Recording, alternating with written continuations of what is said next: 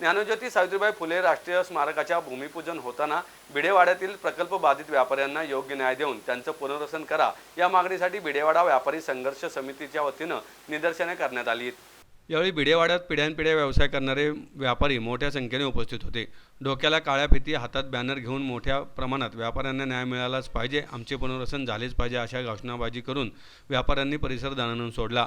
या प्रसंगी व्यापारी MR घाडगे, पोपट हिरजी शहा, हसमुख हिरजी शहा, VV गोखले, अरविंद हिरजी, बाबूभाई सट्टजी जडेजा, मुकेश सिंह, भिवबा जडेजा आदी उपस्थित होते।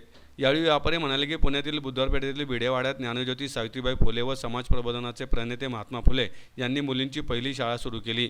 या ऐतिहासिक भिडेवाड्यात सावित्रीबाई फुले यांचे स्मारक होत आहे ही अत्यंत आनंदाची व अभिमानाची बाब आहे।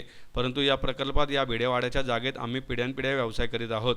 आमची दुकाने उद्ध्वस्त करण्यात आली। त्यावेळी आम्हा व्यापाऱ्यांना दुकाने देऊन त्यांचे पुनर्वसन करू असे आश्वासन मंत्री चंद्रकांत पाटील, छगन भुजबळ, अतुल सावे यांनी दिले होते। मात्र या घटनेला 9 महिने उलटून गेले तरी आमच्या सर्व व्यापाऱ्यांची महाराष्ट्र शासनाने तसेच पुणे महापालिका आणि मंत्री महोदयांनी घोर निराशा केली आहे। आम्ही यात व्यापारी भरडले गेलो आहोत। आम्हाला न्याय मिळाला पाहिजेत। भविष्यात आम्हाला न्याय नाही मिळाला तर आम्ही रस्त्यावर उतरून तीव्र प्रमाणात आंदोलन करू। यापुढे कोणत्याही अनुचित प्रकार घडल्यास याची सर्व जबाबदारी महाराष्ट्र शासनाची आणि पुणे महापालिकेची राहील असं कृती समितीच्या वतीने सांगण्यात आलंय। आज आम्हाला सावित्रीबाई फुलेंचं स्मारक करायचं आहे। ठीक आहे, आम्ही स्मारकाला कधी विरोध केलेला नाही सावित्रीबाईंच्या, तरी आम्हाला एक विनंती, अनेक पुढाऱ्यांनी आम्हाला आश्वासने दिली की तुम्हाला जागा देण्यात येईल, पर्याय जागा करा, तुमचं पुनर्वसन करण्यात येईल। कालच एक TV वर बातमी होती की सर्वांचं पुनर्वसन करण्यात आलेलं आहे। तर मला असं म्हणायचं मीडियाने किंवा सगळ्या मंत्र्यांनी दाखवावं की आमचं पुनर्वसन केलं आहे। याकरता आज या भूमिपूजनच्या दिवशी आम्ही विचारायला आलो आहे की आमच्या व्यापाऱ्यांचं भूमिपूजन, आमचं पुनर्वसन कुठं केलं आहे हे आम्हाला दाखवलं तर खूप बरं होईल। जो आमच्या अन्याय झाला, गेले 9 महिने आमचं पोटीमार झालेलं आहे। आज आमचे 80 कामगार रोडवर आलेत। काही व्यापाऱ्यांनी कामगारांना या गणपतीत 9 दिवस नारळ विकायला बसवलं होतं, तर आज त्यांचा संसार तर चालला पाहिजे। आज आम्ही क्वचित व्यापार आमचा बंद गेले 9 महिने, आम्हाला कुठलं पुनर्वसन नाही आहेत आणि आम्हाला आश्वासनं दिलेली आहेत काही मंत्र्यांनी। आमच्या मिटिंग झाल्यात नगरपालिकेत, आमच्या मंत्रालयात कॉन्फरन्सवर मिटिंग झालेल्या आहेत, त्यांचे काही माझ्याकडे पुरावे आहेत। अजूनसुद्धा काही आम्ही प्रपोजल फसवणूक केली आमची।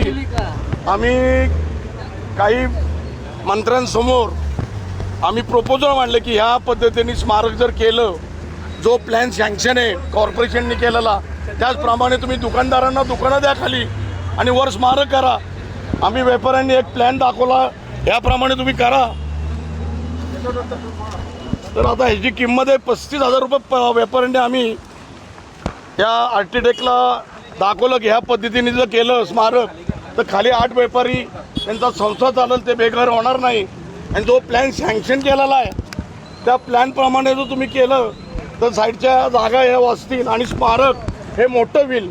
आमची मागणी आहे आमचं पुनर्वसन व्हावं, नाही तर आहे त्या जागेत आम्हाला दुकानदारी द्यावी, नाही झाले तर आम्ही त्रिवध आंदोलन करू। आम्हाला रस्त्यावर उतरण्याची वेळ आणू नका। हे बघा, आम्ही 8 व्यापारी आहेत आणि रहिवासी वेगळे आहेत। रहिवासी बेघर झालेत, काही भाड्याच्या घरात राहत आहेत, काही रस्त्यावर राहत आहेत किंवा मोबदल्यामध्ये पैसे देऊ, काहीच नाही, मोबदला काही मिळालंच नाही तर त्यात काय अर्थ आहे? तुमची बाहेर जाण्याची आम्हाला आतापर्यंत कुठल्याही मिटिंगला पुनर्वसन करू, पैसे देऊ, जागा देऊ, आम्हाला विश्वासच घेतलं नाही। अनेक वेळा आम्ही कोर्टात सुद्धा काही मंत्र्यांना भेटलेलो आहे की तुम्हाला जागा देऊ, आमच्याकडनं प्रपोजल घेतलेत, आमच्याकडनं मिटिंग घेतलेत। पुढे कसं करणार तुम्ही? आम्ही आंदोलन तीव्र करू, आम्ही रस्त्यावर उतरू, अनेक गोष्टी आंदोलनात येईल।